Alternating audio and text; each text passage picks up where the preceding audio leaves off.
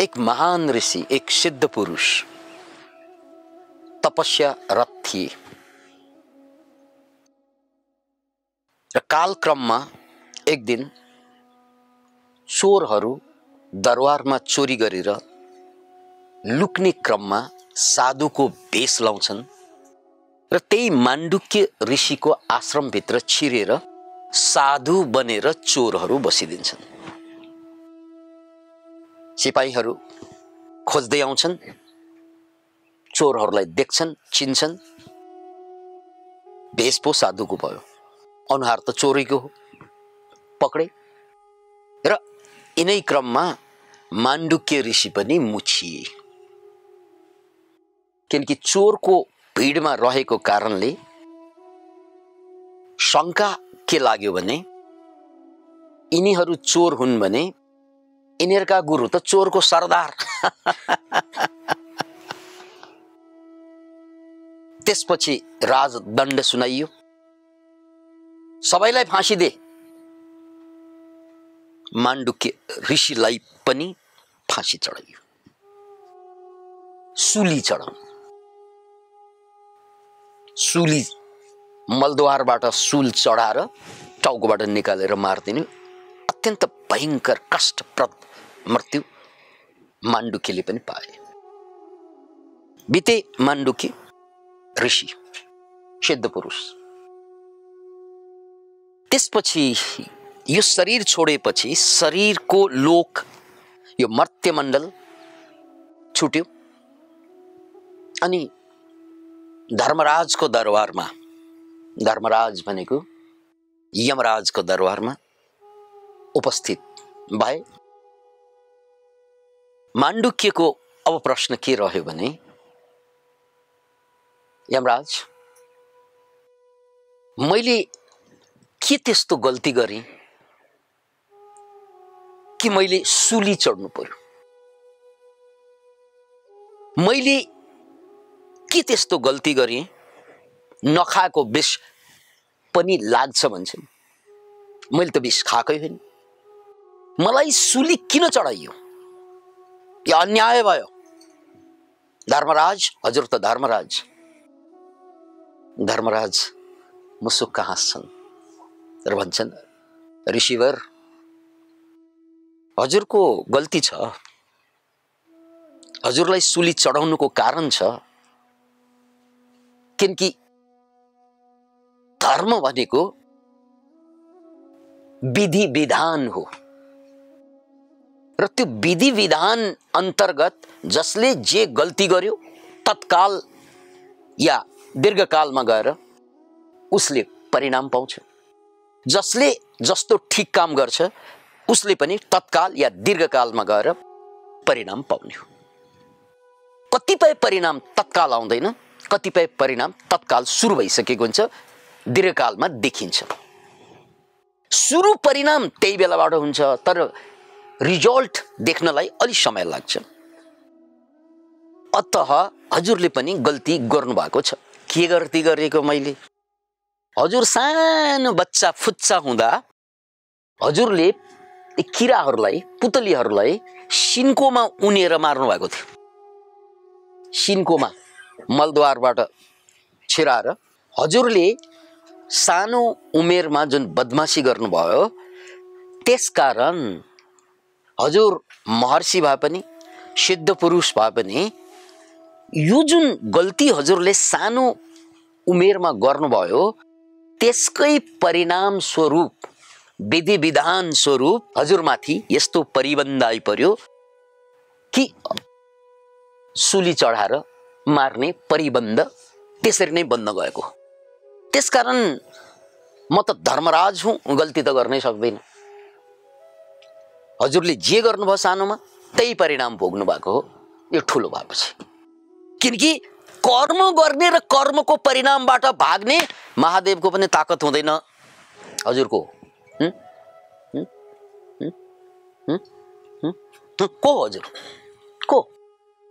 महादेवको पनि ताकत हुँदैन कर्मको परिणामबाट भाग्ने। हजुरको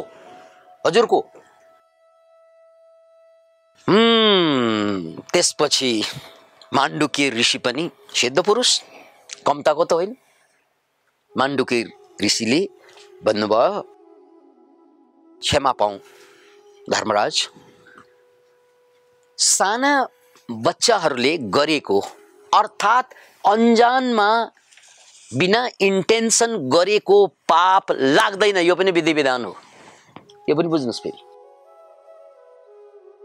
सानो उमेरमा साना साना नानीहरूले जुन गल्ती गर्छन् जानेर नजानेर, उनीहरूलाई थाहा नै हुँदैन।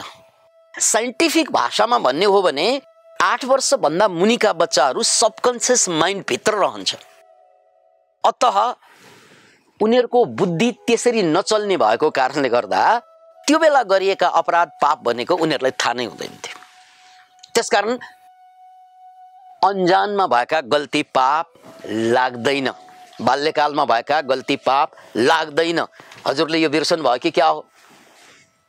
यमराज जसा चले जस्तो बिम्जी जस्तो गल्ती गर्नु नबको पनि यमराजले भन्नु भएको गल्ती त मबाट पनि त भयो नि, हो त नि। सानो बेलामा अन्जानमा भएका पापहरू लाग्दैन। इभन कानुनमा 8 वर्ष मुनिका बच्चाहरूले, नाबालिगले अपराध गर्यो भने उनीहरूलाई जेल पठाउँदैन, उनीहरूलाई सुधार गृह पठाउँछ। किनकि उनीहरू अहिले दण्डको भागी होइन, किनकि उनीहरूलाई थाहा छैन भन्ने कुरा यो कानुनलाई पनि थाहा छ। त्यसैले धर्मराज, हजुरले पनि गल्ती गर्नुभयो हो। मैले सानो बेलामा नजानिकन गरेँ गल्ती, अब हजुरको पनि गल्ती भयो। त्यसकारण म हजुरलाई श्राप दिन्छु। त्यही यमराजले पनि गल्ती गरेकै कारण यमराज मान्छे भएर जन्मनु पर्यो क्या, सजाय पाउनको लागि। कहाँ स्वर्गमा रहने त्यो प्राणीलाई धरतीमा मान्छे बनाइदियो। मान्छे बनाएपछि त पाए पनि दुःख, नपाए पनि दुःख, मान्छे बन्नुको दुःख त मान्छेले भोगिरहेकै छ। हाँसे पनि मन रोइरहने।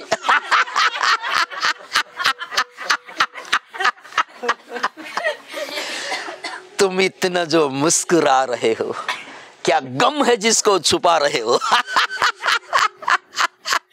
हाँस्दा पनि धर नलाग्ने, पाप पार नलाग्ने। हेर्नुहोस् त कस्तो मान्छेको जीवन हो। कठै कठै बरिलै जा मान्छे भएर जन्मेस् त। प्रकारान्तरमा श्रापको भाका यही थियो। त्यसपछि मान्छे भएर जन्मनु भयो। के भएर? धर्मराज युधिष्ठिर। अर्को फेरि विदुर। त्यही हो, एउटै धर्मराजको दुईवटा आत्मा। एउटा आत्माले जति पनि शरीर धारण गर्न सक्छन्, एकातिर विदुर, अर्कोतिर युधिष्ठिर। त्यो यमराज नै हो। त्यसकारण युधिष्ठिरलाई पनि धर्मराजै भनिन्छ। अब यो धर्मको सन्देश के त भने, गल्ती जसले गरे पनि परिणाम प्रकारान्तरमा आउँछ। ऋषिले गरे ऋषिले होइन, जसले सजाय दिन्छ उनले गल्ती गर्यो भने उनले पनि भोग्नु पर्छ। किनकि विधि विधान भनेको यो अचेल हामी कम्प्युटरको युगमा सबै कुरा केले काम गर्छ भन्नाले अपरेटरले काम गर्दैन। जस्तै फेसबुकको कुरा गरौँ या चाहिँ युट्युबको कुरा गरौँ, त्यहाँ हजारौं प्रोग्राम हुन्छ। हामीले केही गडबड गर्यो भने तुरन्तै उसले मार्क गरिहाल्छ। कम्प्युटरमा हामीले पाइरेट्स भिडियो ल्याएर टक्क राखिदियो भने च्यापै समात्छ उसले तुरन्तै। अझ वार्निङ आउँछ, त्यो वार्निङ मानेन भने डिलिट गरिदिन्छ। त्यो सबै गर्नको लागि त्यहाँ मान्छे हुन्छ हुन्छ हुन्छ हुन्छ मान्छे हुँदैन त्यहाँ। यो कुरा बुझ्नुहोस्। त्यहाँ तपाईले एउटा कसैको भिडियो मेरो नाममा राखेर पैसा कमाउनु खोज्छन् नि मान्छेले, त्यो खोज्यो भने त्यसलाई तुरन्तै क्याच गर्छ। त्यसलाई एआई भनिन्छ। एआई भनेको artificial intelligence. What's that? Artificial intelligence. त्यो आर्टिफिशियल इन्टेलिजेन्सले अटोमेटिकली उसलाई दण्ड दिन्छ। हेर्नुहोस् त, हो यही हो विधि विधान भनेको। विधि विधानको अर्को नमुना यो हो। त्यहाँ मान्छे हुँदैन क्या। धर्मराज युधिष्ठिर त पात्र हो, उदाहरण या धर्मराज यमराज त उदाहरण मात्र हो, त्यस्तो व्यक्ति हुँदैन। त्यो एआई हो, त्यो a sort of AI, artificial intelligence. अब यसलाई सर्ट अफ मैले भने एक किसिमको एआई हो। त्यसलाई एआई भन्न मिलेन, आर्टिफिशियल होइन, युआई भन्नुपर्छ, युनिभर्सल इन्टेलिजेन्स। त्यो युनिभर्सल इन्टेलिजेन्सले जसरी तपाईले नेटमा गडबड गर्नु हुनासाथ तपाईको नेट काटिन्छ, मान्छे चाहिँदैन। Can you imagine? तपाईले राम्रो काम गर्यो भने रिवार्ड दिन्छ उसले फेरि। जसरी हामीले पनि ल 1 लाख पुगिसकेपछि रिवार्ड पठाइदिन्छ, ल तिमीले रिवार्ड पाउने भयो।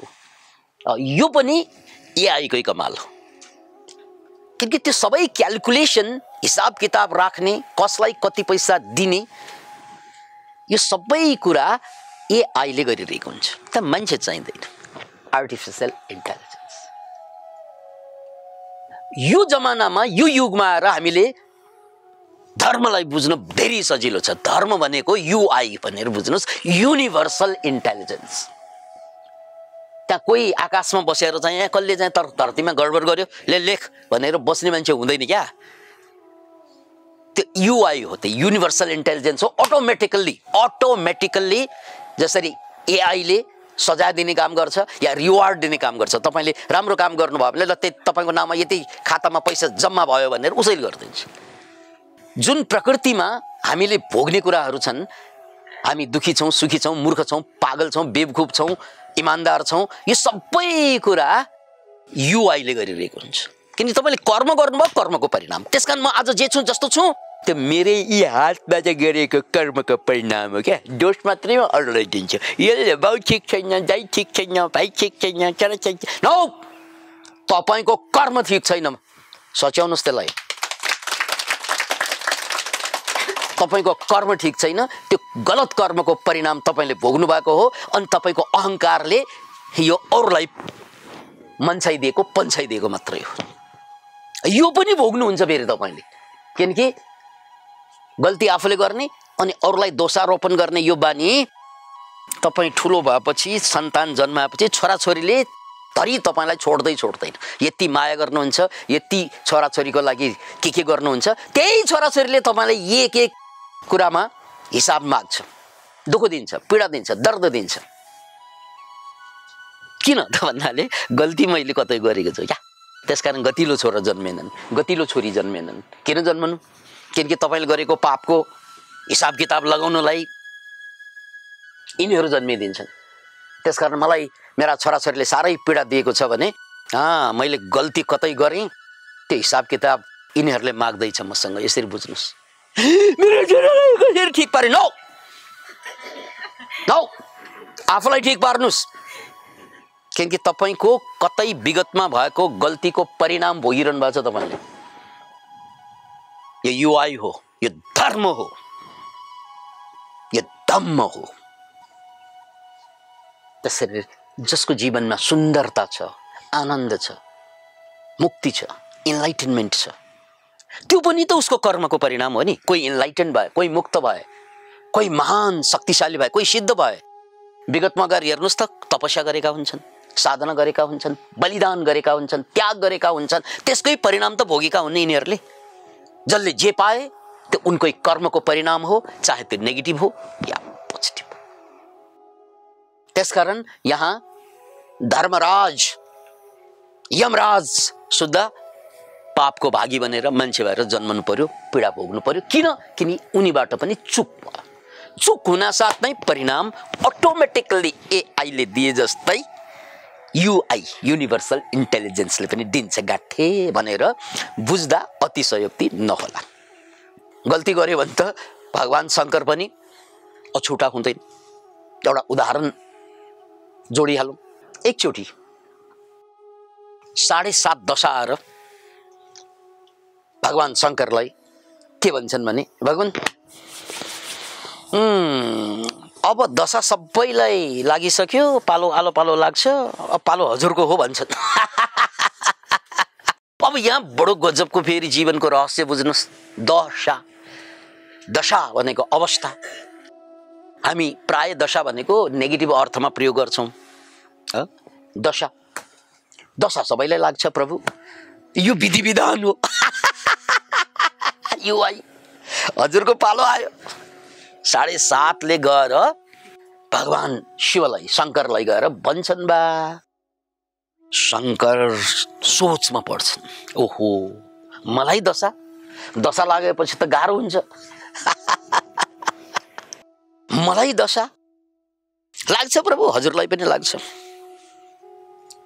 ओके ल ठिक छ, तिम्रो काम हे 7:30 तिम्रो काम जे छ त्यो गर्दै गर, मेरो काम म गर्दै गर्छु, जाऊ।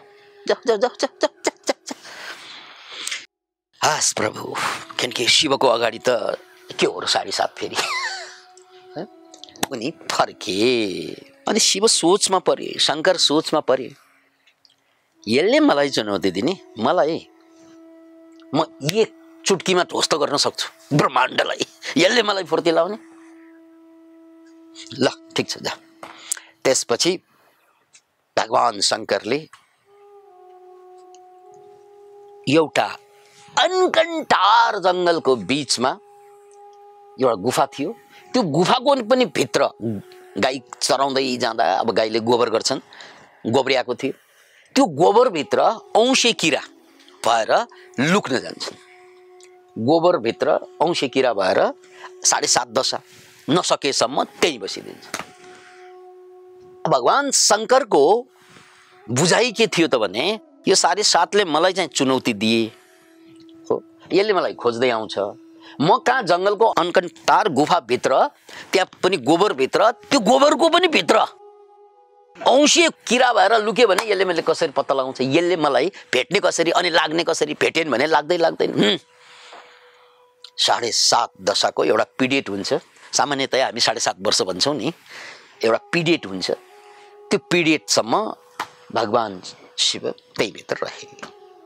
पछि 7:30 सक्यो, टाइम सकेपछि गुफाबाट स्वाट्ट निस्किएको, मैले त छलिहालेँ नि त्यो 7:30लाई, त्यो 7:30लाई मैले छलिहालेँ नि, मेरो अगाडि के सक्छ उसले, छलिहालेँ नि भनेर चट्ट निस्किएको।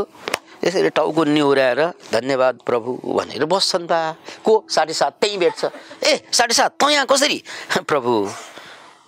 प्रभु म क्षमा प्रार्थी छु, हजुरलाई पनि लाग्नुपर्छ।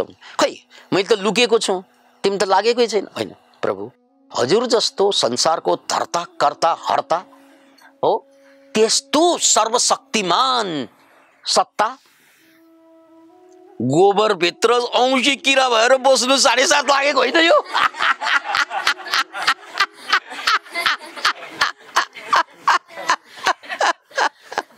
Can you imagine it? यो कथाको सन्देश हेर्नुहोस् त, कति सुन्दर सन्देश छ। जहाँ गल्ती हुन्छ त्यो शिव होस् या यमराज होस्, जसले सजाय दिन्छ त्यो यमराज, ऊ आफै पनि फस्छ। किनकि संसार युआईबाट चल्छ, नेचुरल इन्टेलिजेन्सबाट, विधि विधान भनिन्छ त्यसलाई। त्यसकारण आज तपाईँ जे हुनुहुन्छ नि, त्यो सबै यी हातले गरेका कर्महरू, जानी नजानी गरेका कर्महरू भोग्ने हो हामीले, अरू के पनि छैन। राइट, म रोगी भए यी हातले जानी नजानी खानुपर्ने खाएन, नखानुपर्ने छोडेन। यी हातहरूले गर्नुपर्ने गरेन, नगर्नुपर्ने छोडेन, त्यसकारण रोग भयो। Can you imagine?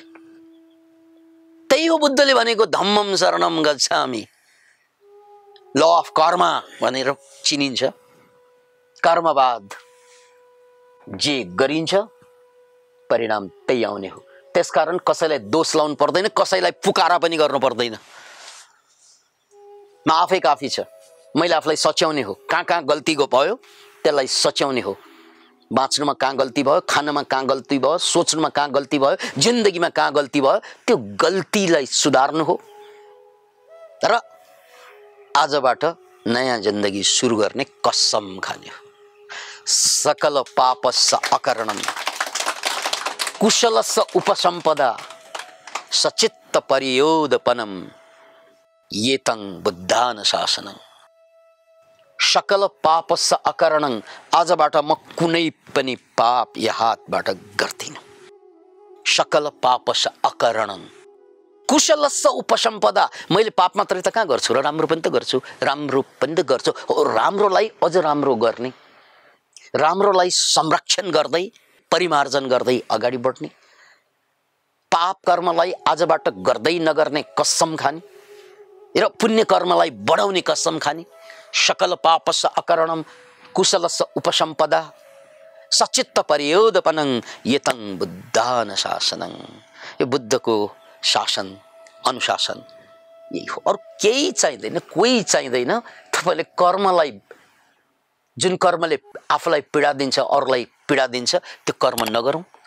जुन कर्मले आफूलाई खुसी दिन्छ अरूलाई पनि खुसी दिन्छ त्यो कर्मलाई नछोडौं। जय